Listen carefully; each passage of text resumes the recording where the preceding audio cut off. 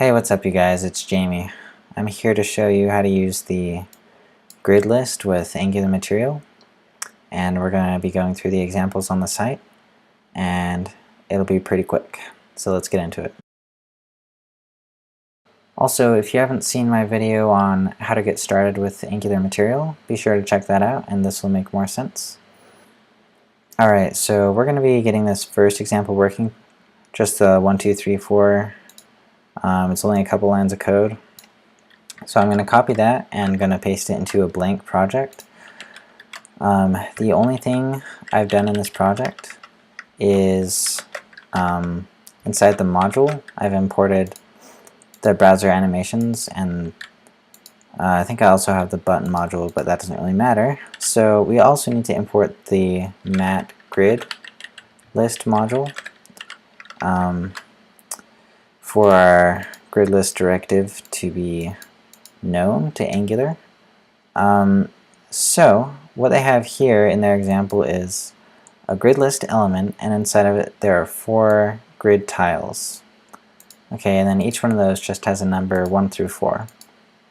And then the columns attribute of the grid list is set to 2, so there will be 2 columns. And then the row height attribute refers to the column width to the row height. So the columns will be 2 times as wide as they are tall.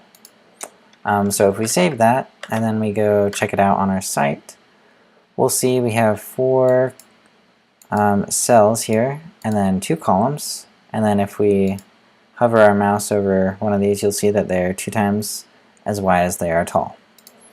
So yeah, that's pretty awesome. Alright, so the next thing we're going to do is we're going to do the more complex example of theirs where they change the rows and columns which certain elements span. Okay, so we'll copy this and then I'll explain how it works. So basically, same thing, we have a grid list, and then the number of columns this time is 4. And then the row height this time is specified as just a pixel value, so the row height will always be 100 pixels. And then their tiles are specified using an ng4 this time, so there will be 1 tile for every tile in the tiles array, which, speaking of that, we should probably grab that from their TypeScript. So I'll just copy this and I'll paste it inside of my TypeScript. Alright, and then these tiles that are defined, they have a text property, a number of columns, a number of rows, and a color. Okay, so those are all being used inside of here. So the columns that each tile spans is set to the tile columns. So that's this right here, so the first one will be 3. And then the rows is set to the rows, so the first one will be 1. And so it'll span 3 columns and 1 row. And then the style background is set to tile color, which is light blue. So if we refresh our page, we should see a light blue tile which spans 3 columns and 1 row. And that's what we see. Yeah, the rest just follow suit, so number 2 is the green one with 1 column and 2 rows, etc. So let's get to some of the other things you can configure the grid list with. So there aren't too many options. One of the other things you can do is you can set the gutter size using the gutter size property. So let's try that out. Let's first remember what our gutters look like. They're 1 pixel right now. It's 1 pixel by default. So if we go and change the gutter size in our HTML, gutter size equals like 16px or something. We should see that increase, and it does.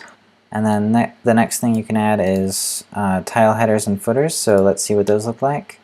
Just using the mat grid tile header and mat grid tile footer elements inside of the mat grid tile. So to do that, we can just place it right here, make it an element,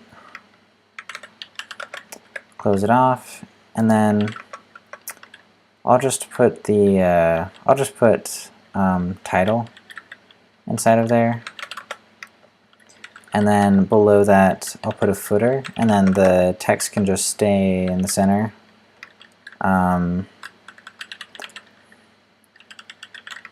As the content.